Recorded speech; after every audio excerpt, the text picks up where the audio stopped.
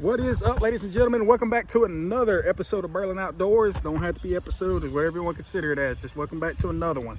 We're down here at a local bayou trying to catch some catfish.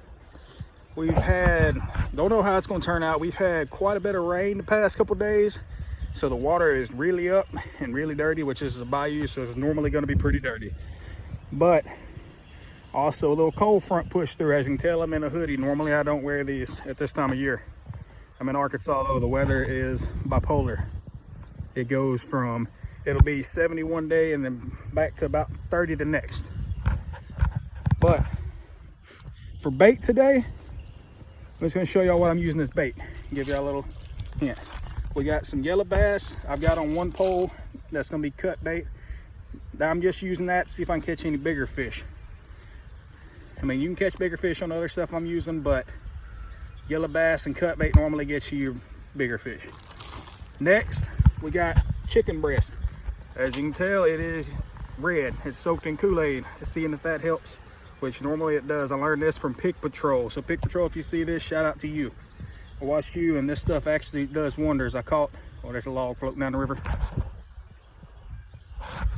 But I came out here last fall, I think it was October, sometime around there, and wasn't expecting to catch nothing. It was probably about 40 degrees outside and the water was freezing cold, and I limited out using that stuff. So, and I normally, what I limit out on is using is chicken liver, but I was sitting there not catching chicken liver, nothing on chicken liver that day. So I put that stuff on, and within 20 minutes I had 7 fish. So it was just like that.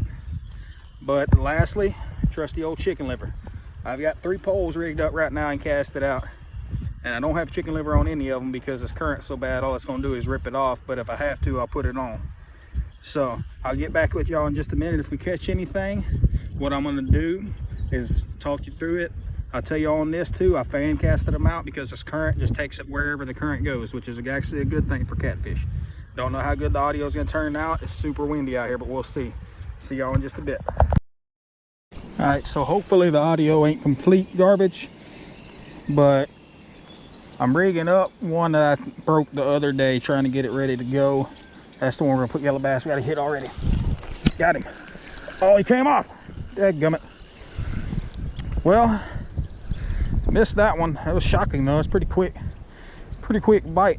What I'm having to do, or what I'm gonna do, what I was gonna tell y'all once I got that other one rigged up, is I'm fan casting these out here, just letting the current take them to where the catfish probably be. If y'all don't know, all I'm doing is just letting it settle. If y'all can see, kind of barely casting out, letting it settle, letting the current take it somewhere. Because what the catfish will do is they'll sit in these little pockets where this current circles and wait on bait fish to swim in. All right, so let's get back to tying this. So I just got a small little sinker on because I do want it to float a little bit. This is going to be my cut bait rig. But how I tie them, all kinds of people tie them different. I use braid because stuff I fish, I got to be able to pull them through some stuff.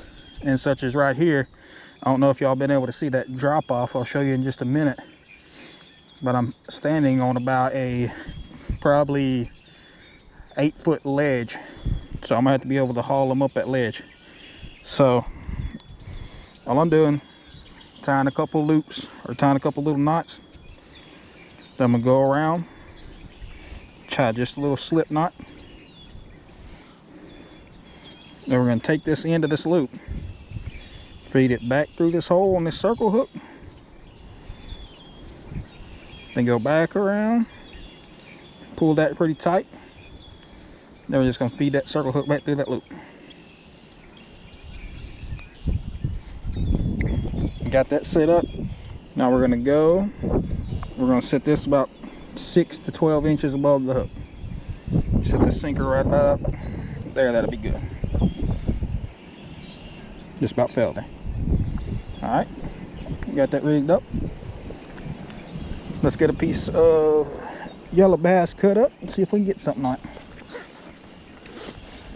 Y'all like my little sexy pouch there? Oh, looks like we might have something playing with that one again.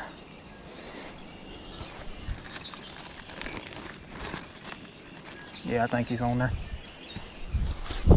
Gosh dang it, man. Well, we got another retie. Might have been a gar. It might have took out that bad spot in that line. I knew I should have retied that one because there's a bad spot in that line. All right, so let's get that other one out real quick and then we'll get back to that one.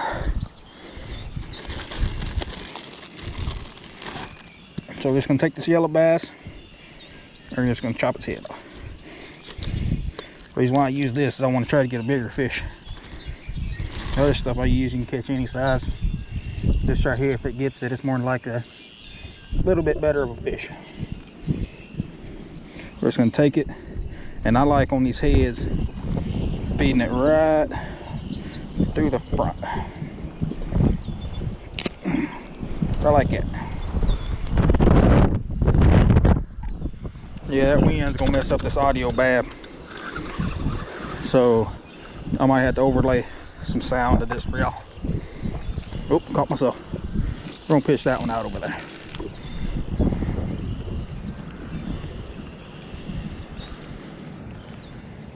Let's let it settle and start rigging up this other one.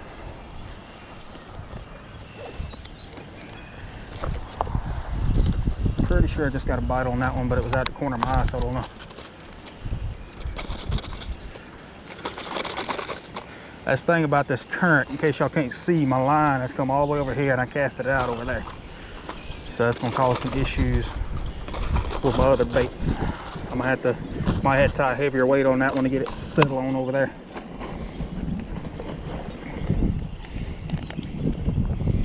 I think I'm actually gonna double up this one with these little ones.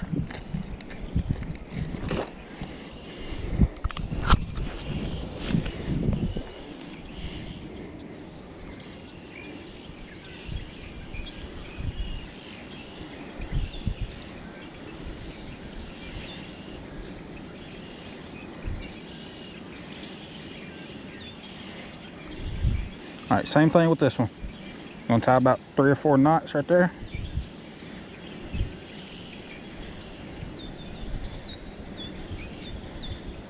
Spider wire used to make some of the best braid out there, but the past couple times I've got it, it's been crappy. It's been like this, where it frays super easy. All right, go back, make the loop.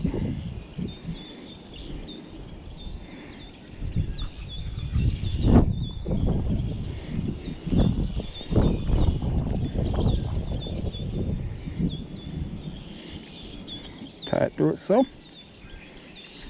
Pull it down pretty snug.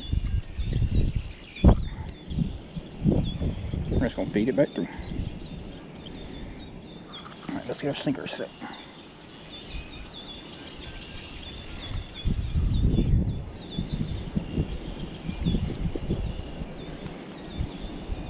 Normally what I do is I take my sinkers afterwards and do something like that and just feed them on.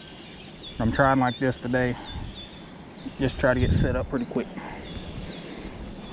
Didn't tell y'all, but it's about 2 o'clock, which normally is not a very good time to catfish. But this quarantine going on, I got tired of sitting in the house. Best version of self-isolation right here. So let's get this one out of the way.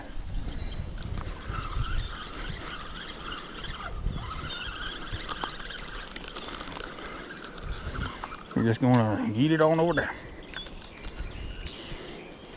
Cast it way down there. Could be some fish over there in that corner. All right, let's get this one back out where we've been getting bit. Keep catching my pocket.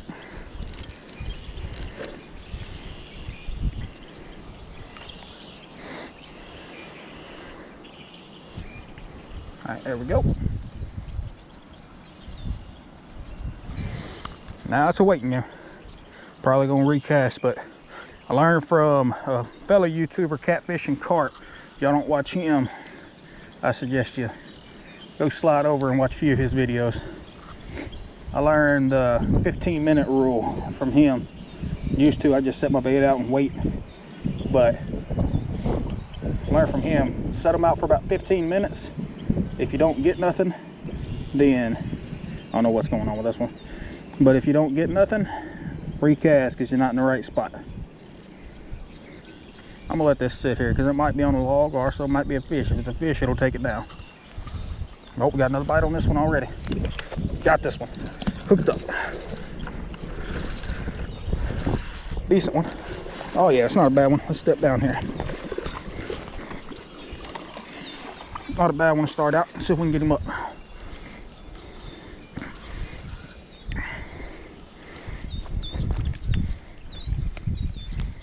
All right.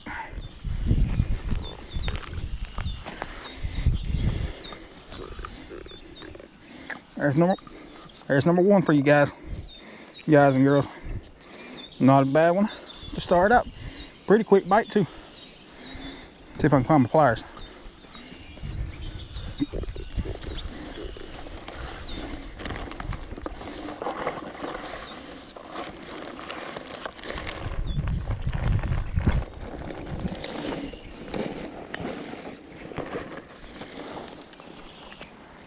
It's gonna be a fun day if I can't find my pliers. All right, let's try to get it out. It's a bad thing about treble hooks. You ain't got pliers, it's super hard to get out. Calm down.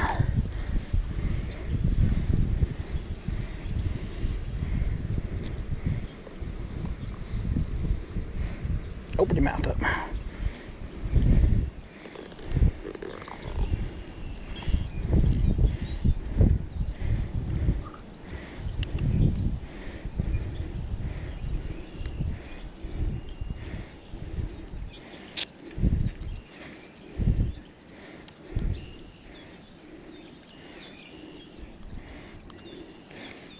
There we go.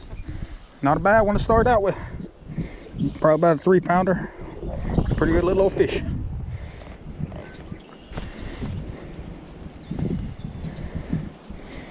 And yes, I am keeping these fish. Ain't nothing like some good fried fish, which I like to bake it too. Just kind of depends on what I'm in the mood for what day.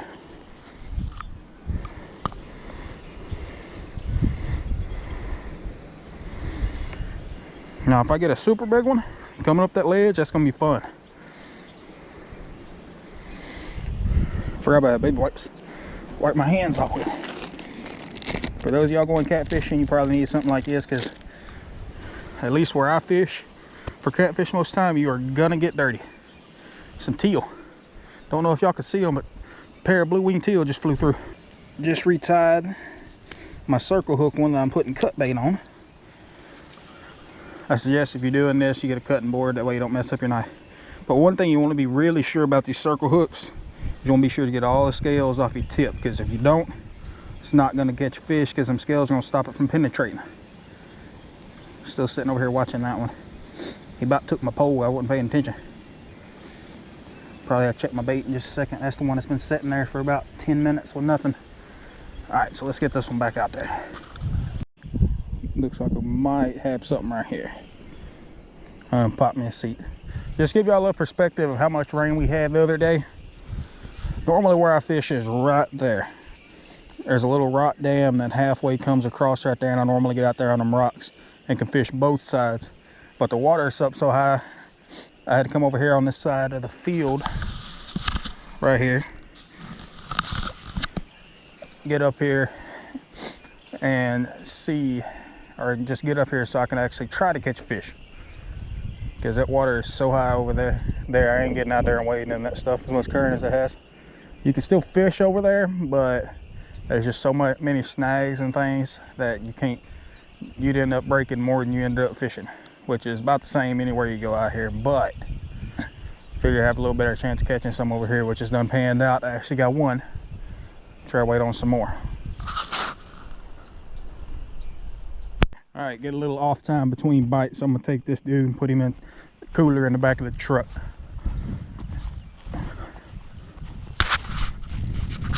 Got a little walk to the truck. That's the thing about out here. I don't want to tear up the farmer's field, even though it's pretty hard right here. Right up there, you can see super soft, super muddy. So I don't want to tear up the farmer's field, because start tearing up stuff, that's how you get stuff shut down. We've got a lot of stuff out here that my dad used to be able to hunt and fish back in the day, that people being, well, frankly, I can't say it on here because I'm a teacher, but a-holes I'll put it like that. Going out there, not respecting the land, not picking up after themselves.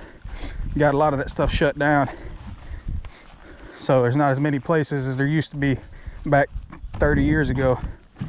So you just gotta respect the stuff you're fishing. Respect the places you go. That way, for future generations, they'll still be able to go out here and do stuff like this. For my kids, whenever I have some, I want them to be able to come out here and enjoy the stuff I enjoy doing. So just respect the land y'all are on. Respect the stuff y'all are doing so y'all don't get it shut down for other people. It is the next day, and I just remembered I forgot to record an outro for that video I did for y'all yesterday. I don't know why I'm doing all this on camera. I guess I just talk with my hands. I'm just not learning that. But it didn't turn out very well. You can see that I only caught one fish, and I expected that with the fresh water from all the rain and the cold temperatures that we've had past couple days. It's got the fish kind of in a culture shock right now. That's why I call it culture shock. It's just when something happens that changes, something little that changes them and how they bite. But it happens. You have your good days, you have your bad days. You just got to make the best of whatever you got. I can tell you one thing for sure. It's better than sitting in a dang house not doing nothing. I can't do that. I get bored. I always have to come outside, do something, go fishing, go hunt, go shoot, just shoot guns, something. Something's got to be done. I can't just sit there. Anyways, thank y'all for tuning in to another episode of Berlin Outdoors. See you on the next one.